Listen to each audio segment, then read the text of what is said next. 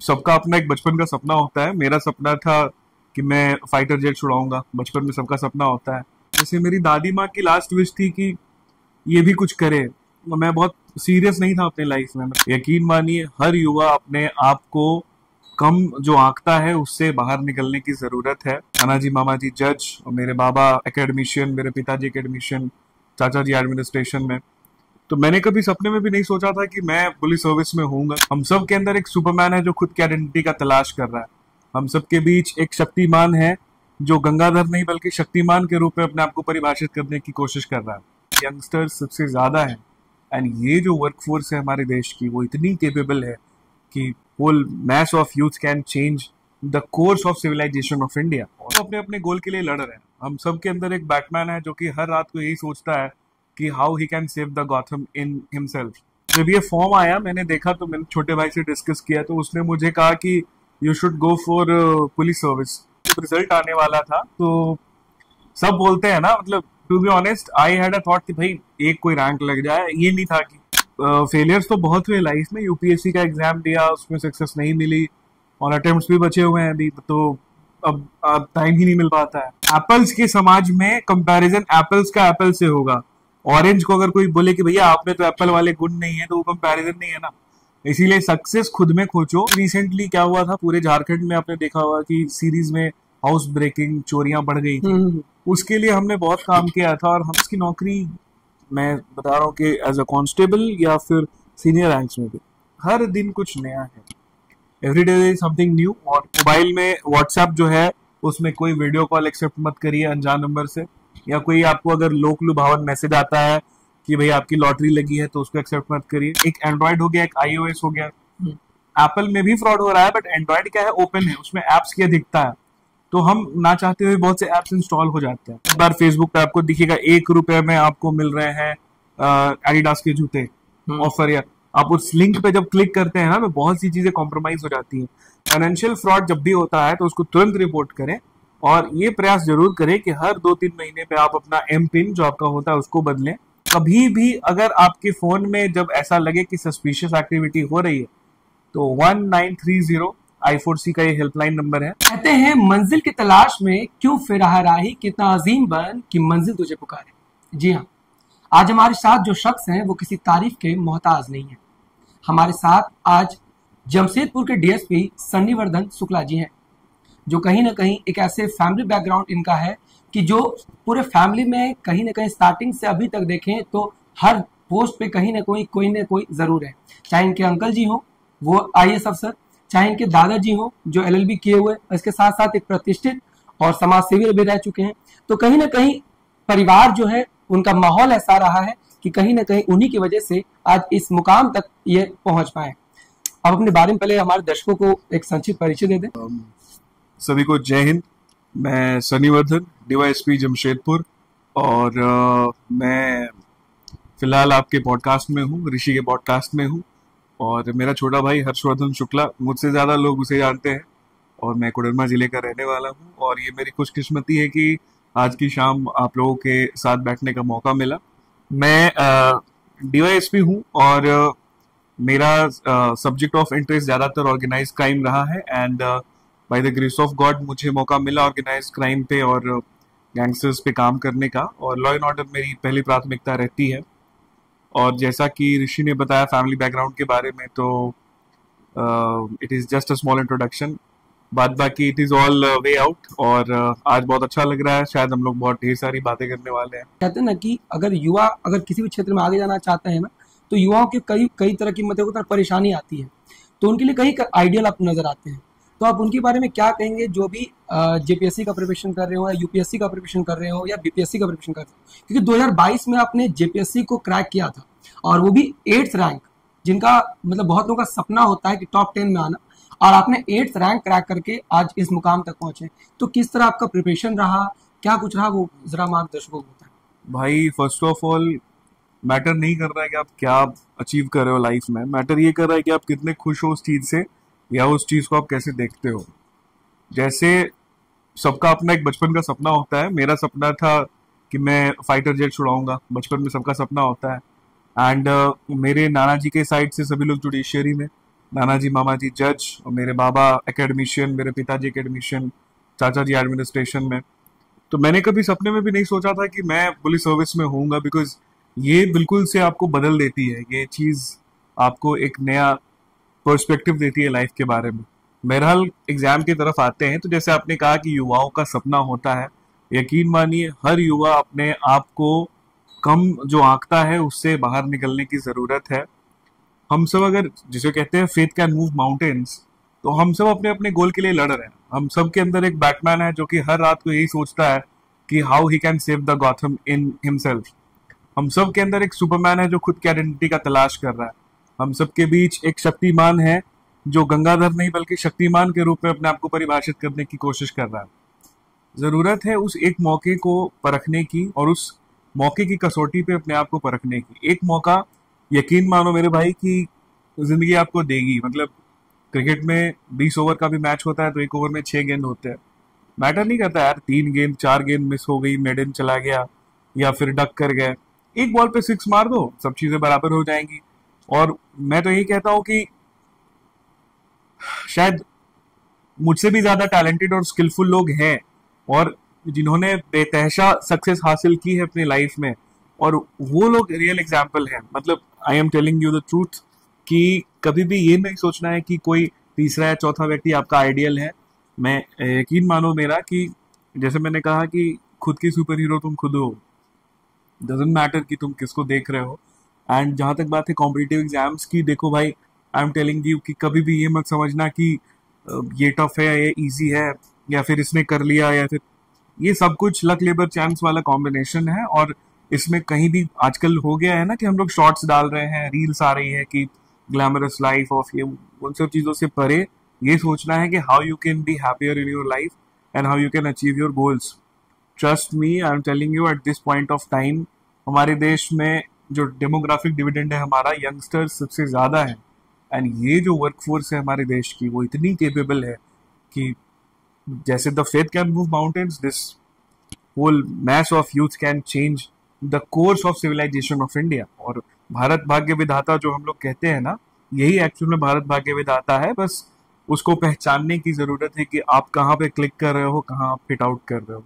ये जो प्रिपरेशन आपका रहा वो 2022 में अपने फर्स्ट अटेम्प्ट में निकाला है, इससे पहले आपने कोई अटेम्प्ट दिए थे? भाई ऑनेस्टली स्पीकिंग यूपीएससी का एग्जाम तो दिया था, लेकिन फिर कुछ टाइम के बाद I just got engaged more into my work. लेकिन कोविड के समय बहुत टाइम मिल गया और मेरे छोटे भाई ने इसमें बहुत हेल्प किया। जैसे मेरी दादी माँ की लास्ट विश थी कि ये भी कुछ करे। मैं बहुत सीरियस नहीं था अपने लाइफ में, मतलब I use to vouch for knowledge. मुझे चीज़ों के बारे में जानना बहुत पसंद है, मैं देखते रहता हूँ, बट कभी मैंने सीरियसली लाइफ के बारे में सोचा नहीं था कि यही करना है। बट दादी माँ के जाने के बाद वो था कि भाई एक गोल तो सेट करना है और कुछ करना है। तो जब ये फॉर्म आया मैंने देखा, तो मैंने छोटे भाई से डिस्कस किया, तो उसने मुझे कहा कि you should go for police service. तो फिर हमने एडमिनिस्ट्रेशन और बाकी सारी चीज़ों को एक तरफ करके फोकस उसी पे किया। एंड यकीन मानो भाई कि जब रिजल्ट आने वाला था तो सब बोलते हैं ना, मतलब to be honest I had a thought कि भाई एक कोई रैंक लग जाए, ये नहीं था कि and when you were thinking you were aspiring for police service and you got police service, तो लगा कि हाँ चलो bingo, now it's time to do something. वैसे ही है। और प्रिपरेशन का बस वही है कि फेलियर्स तो बहुत हुए लाइफ में। यूपीएससी का एग्जाम दिया, उसमें सक्सेस नहीं मिली और अटेम्प्ट्स भी बचे हुए हैं अभी, तो अब टाइम ही नहीं मिल पाता है। तो अब ये मेरा अपना स्टेट है, मुझे लगा कि चलो घर के पास है तो इससे बढ़िया तो मेरे लिए कुछ है ही नहीं। और प्रिपरेशन का मेन जो मेरा था ना कि मेरे राइटिंग स्किल्स ठीक है, मेरा एमसीक्यू का जो पोर्शन था वो गड़बड़ चल रहा था, तो मैंने उस पर ही ज़्यादा वर्कआउट किया। And when prelims was done, it was, सब कह रहे थे और घर में सबने गाइड किया, चाचा जी ने गाइड किया, पापा ने, इवन मेरे नाना जी बीमार थे वो भी बड़ा गाइड किया करते थे। And unfortunately he couldn't see the result. उन्होंने, मतलब मैंने जब मेरा मेंस होने वाला था उसके जस्ट पहले नाना जी गुजर गए, तो काफ़ी वो मार्मिक समय रहा मेरे लिए। और प्रिपरेशन, सबकी प्रिपरेशन ऑलमोस्ट सेम रहती है भाई, कोई फर्क नहीं होता है, बस वो वही है ना कि इन वक्त पे थोड़ा सा वही कि बूस्ट मिल जाता है या फिर आप थोड़ा सा कटिंग दी एज कर देते हो। तो कहते हैं कि अगर यूपीएससी का, बीपीएससी या जेपीएससी कोई भी अगर आप इस तरह के फॉर्म को फिल करते हैं तो इनकी तैयारी के लिए आपको कम से कम 10 से 12 घंटे पढ़ने पड़ते हैं। तो वो आपके पास कैसा रहा कि कितने घंटे आप प्रिपरेशन करें तब जाके आप अचीव कर सकते हैं गोल को। That's a valid point. Human brain का ना एक हमारी आदत होती है, जैसे मैं अभी हम लोग बात कर रहे हैं, तो अगर अभी मैं आपको बोलूं कि मैथ्स में चलो मैं आपसे पूछ दूं अगर कि डिफरेंशियल इक्वेशंस पढ़े थे तो आपको हिट करने में टाइम लगेगा। लेकिन अगर मैं अभी जस्ट आपको बोलूं कि रिसेंटली कौन सा मीम पॉपुलर चल रहा है तो आपके दिमाग में हिट करेगा। तो ह्यूमन ब्रेन का डोपामाइन रश इस तरह से आर्किटेक्चर्ड है कि हम इनवैल्यूएबल चीजें ज्यादा जल्दी स्टोर करते हैं। तो जब हम एग्जाम की तैयारी करते हैं ना, तो basically our brain is like कि वो एक लिमिट तक स्टोर करेगा, फिर उसके बाद it is going to give up. तो 12-13 घंटे में क्या है, आप पढ़ते सिर्फ 2-3 घंटे ही हो, बाकी वो सैचुरेट हो जाता है।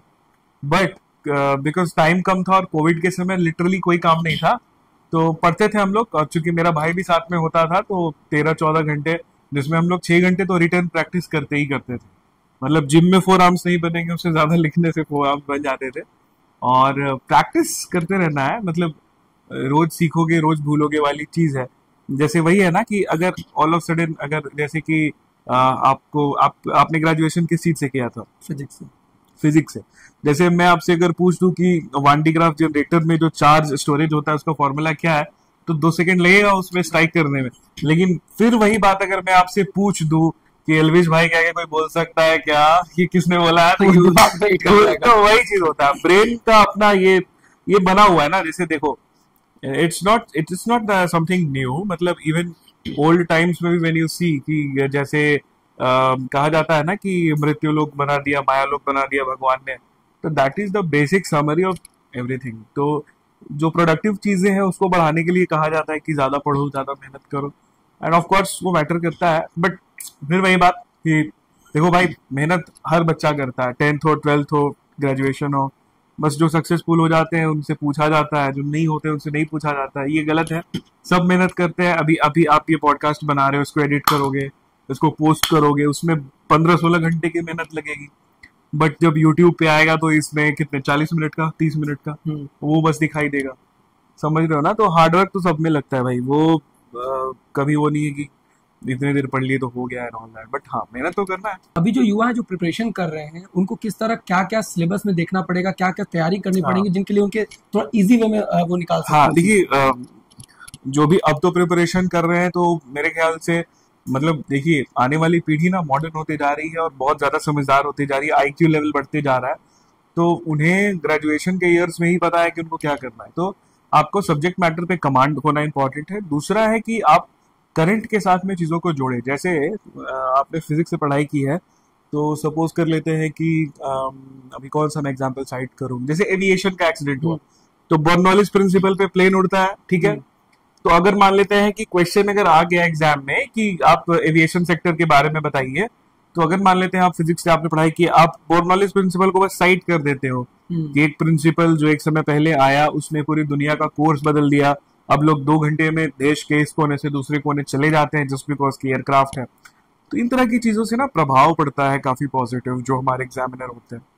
एग्जामिनर बैठा है, उसको एक जैसे आंसर्स ही दिख रहे हैं। जैसे अगर मान लेते हैं कि फिजिक्स का एग्जाम है, तो एग्जामिनर को लेंस मेकर फॉर्मूला दिख रहा है, एग्जामिनर को इलेक्ट्रोस्टैटिक्स दिख रहा है, एडी करंट्स दिख रहा है, right hand thumb rule, left hand. उसको कुछ अलग दिखाना है तो वो आपको अलग से मार्क्स देंगे, क्योंकि एग्जामिनर क्या है, एक जैसी चीजें दिख रही है ना। तो आप बेशक पढ़ाई करो, बट कटिंग दी एज कुछ अलग वहां पे पुट अप करो, बिकॉज आपका प्रेजेंटेशन उन आंसर से होता है। एंड ट्रस्ट मी, कोई तोप नहीं है भाई। मतलब मैंने एक एग्जाम क्लियर किया है, मेरे पहले हजारों लोग क्लियर कर चुके होंगे, मेरे आगे लाखों लोग क्लियर करेंगे। ये बस एक पार्ट है, इसको बहुत ज्यादा मतलब सीरियसली नहीं लेना है। बट हाँ, आपको अपनी मेहनत, जब आप एग्जाम की तैयारी कर रहे हो ना, तो अगल बगल का मत सोचो कि यार दूसरा ये कह रहा है।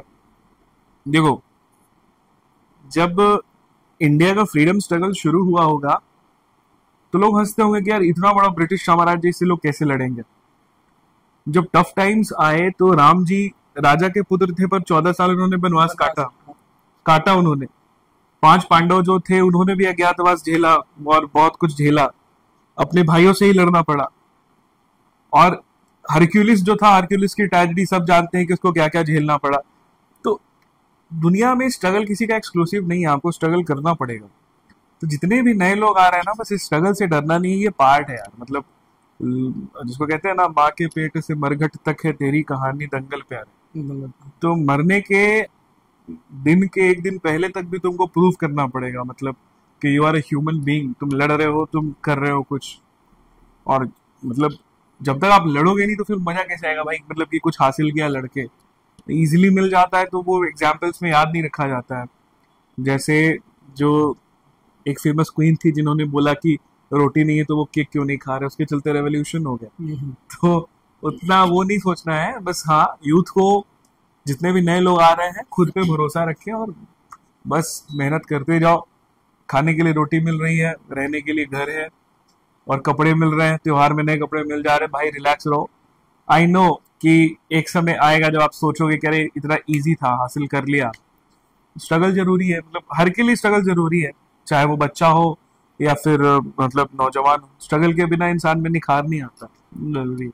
मैं आपका पॉडकास्ट शूट करने से पहले कुछ युवाओं से मैंने प्रश्न पूछे थे, मतलब मैंने उनसे कहा था कि मैं उनका पॉडकास्ट करने जा रहा हूँ, आपका कुछ सवाल है तो बताएं मुझे। प्लीज तो ज्यादातर लोग जो मतलब 10-12 करने के बाद जो ज्यादा कंफ्यूज है, उनका कहना था कि मैं 10 के बाद 12 तो कर लूंगा, हाँ। लेकिन 12 के बाद तो रास्ते बहुत ऐसे हैं तो पता नहीं चल पाता 12 के बाद करूँ तो करूँ। हाँ, उनके लिए क्या कहेंगे आप, क्यों ज्यादा कंफ्यूज रहते हैं? भाई इसमें क्या है ना कि आजकल हो जा रहा है पीयर प्रेशर, हम लोग के टाइम भी था।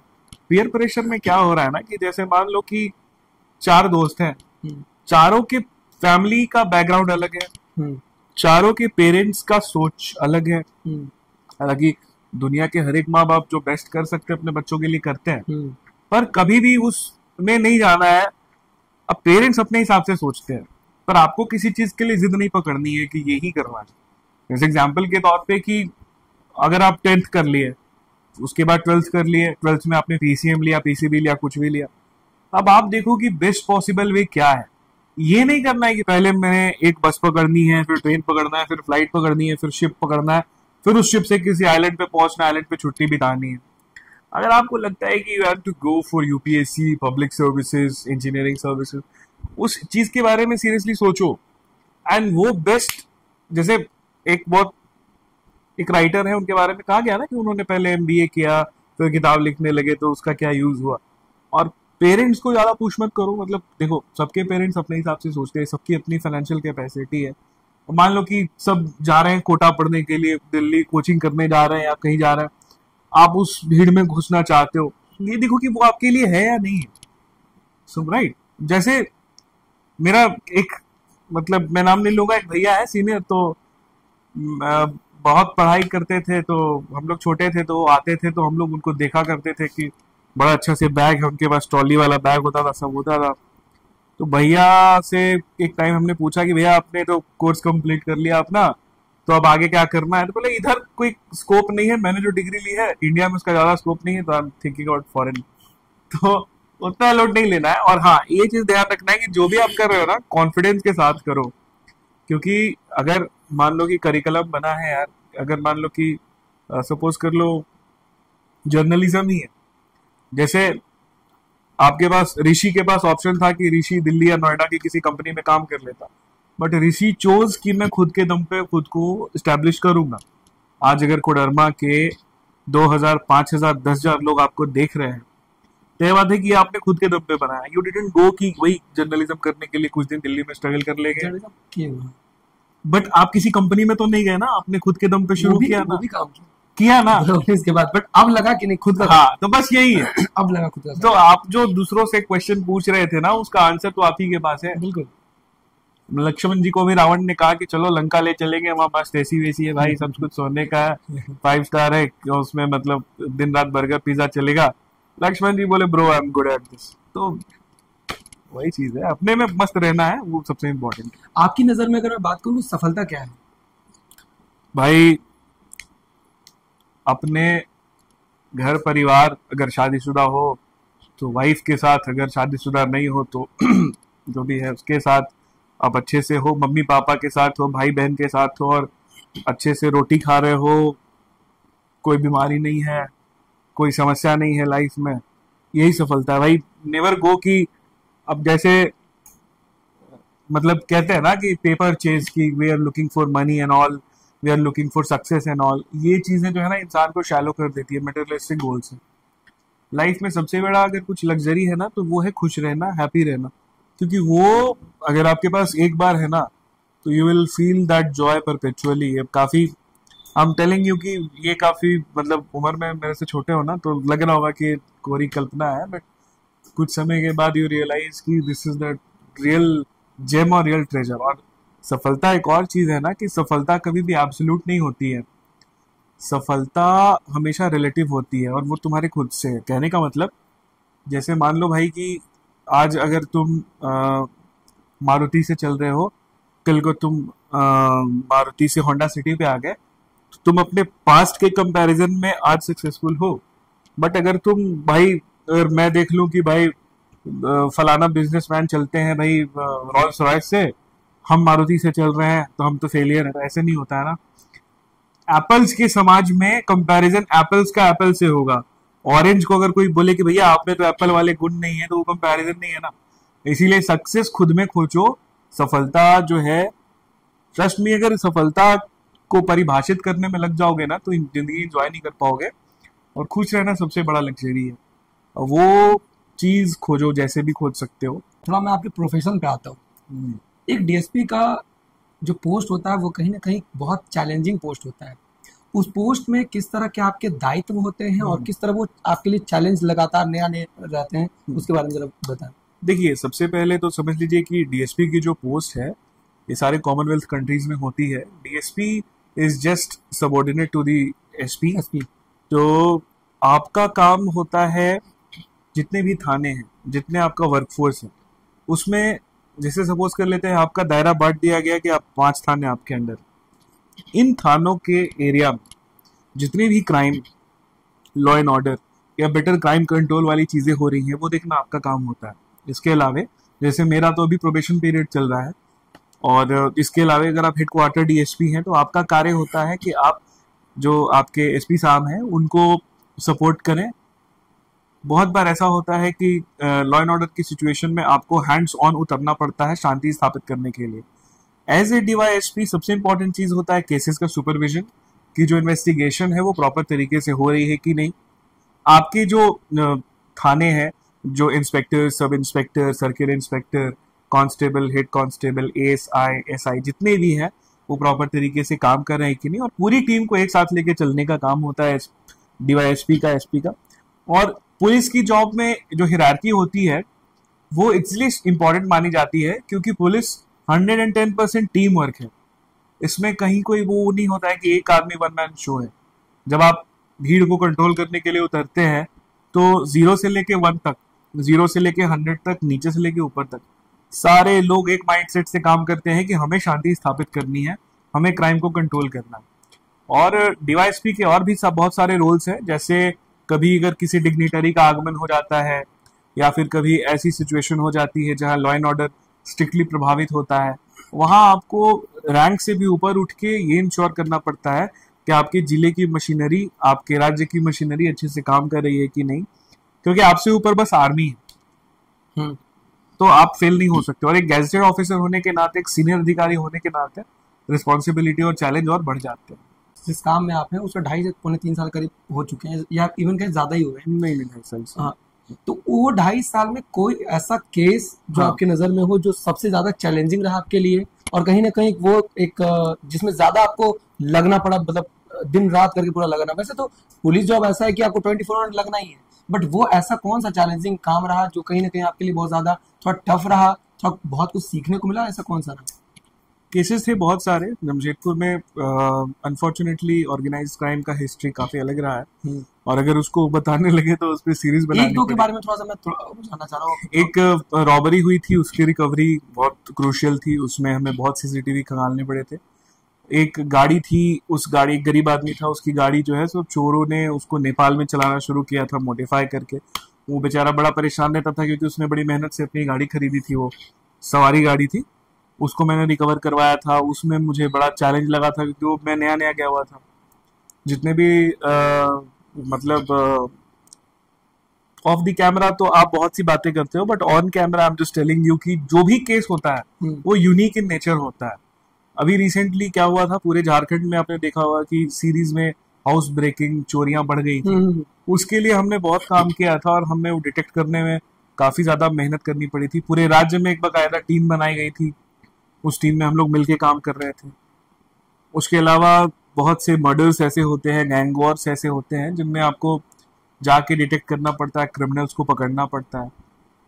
मोर देन दिस, मैं ऑपरेशंस में भी गया, सारंडा जंगल के ऑपरेशंस में गया। हमने वहाँ पे बहुत कुछ सीखा, बहुत कुछ फेस किया। एंड इन शॉर्ट, मतलब पुलिस की नौकरी, मैं बता रहा हूँ कि एज अ कांस्टेबल या फिर सीनियर रैंक्स में भी हर दिन कुछ नया है।